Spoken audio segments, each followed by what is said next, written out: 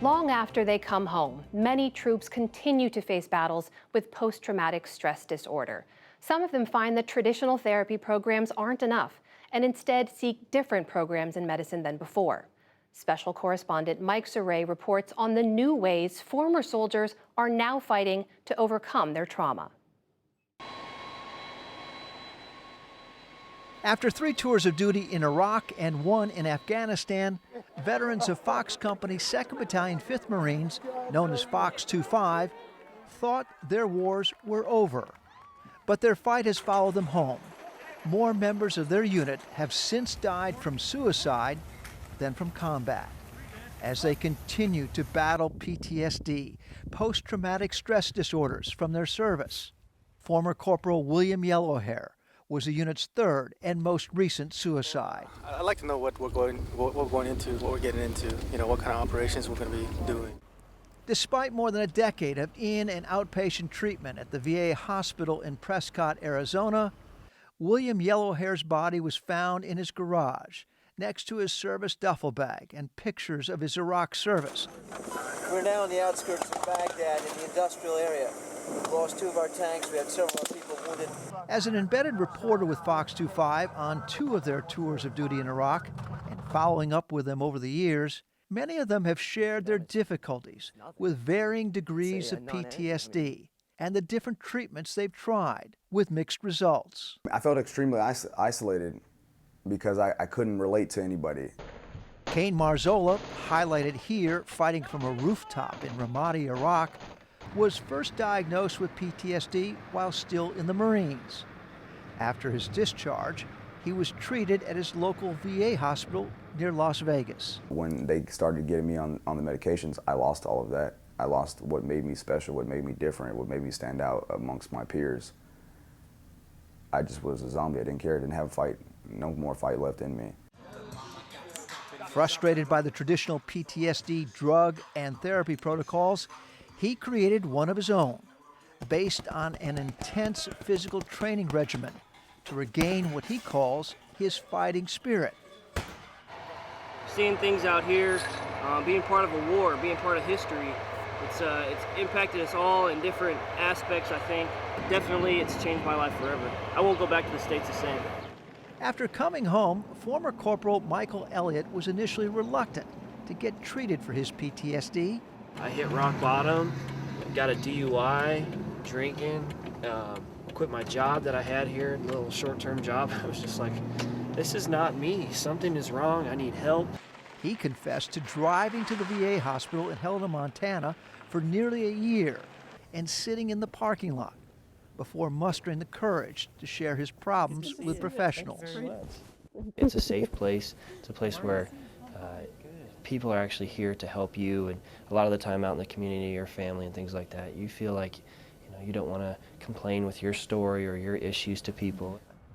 According to the VA, 10 to 20% of recent combat veterans and 15% of Vietnam-era veterans are experiencing some degree of PTSD. Together, that accounts for nearly 20% of all VA patients. Most experts agree that psychotherapy is the most effective long-term treatment. The problem is, it's not easy or readily accessible to veterans when they need it in their daily lives.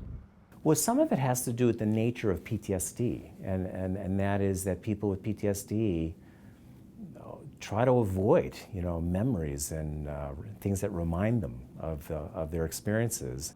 Dr. Thomas Nyland, head of San Francisco VA Hospital's PTSD clinic, understands Fox 25 and other veterans' complaints with existing PTSD treatments.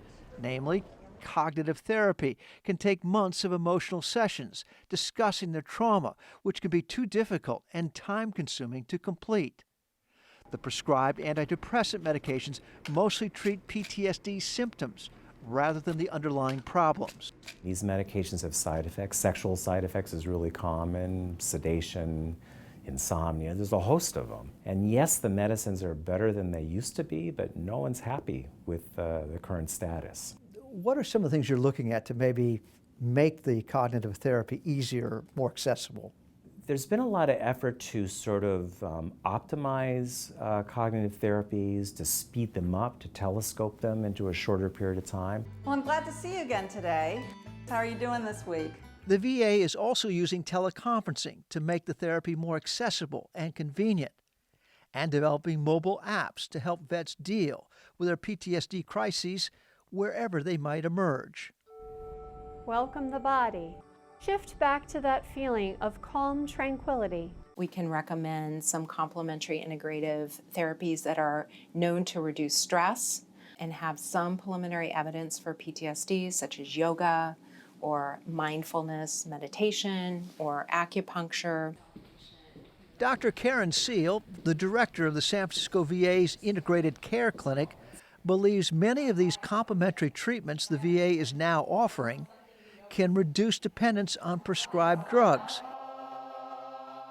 Many veterans are relying on recreational drugs for their symptoms, which the VA can't prescribe, like marijuana, and MDMA, commonly known as ecstasy, which is further along in the clinical trials and more promising for treating the underlying causes of PTSD, according to the Multidisciplinary Association of Psychedelic Studies conducting the research.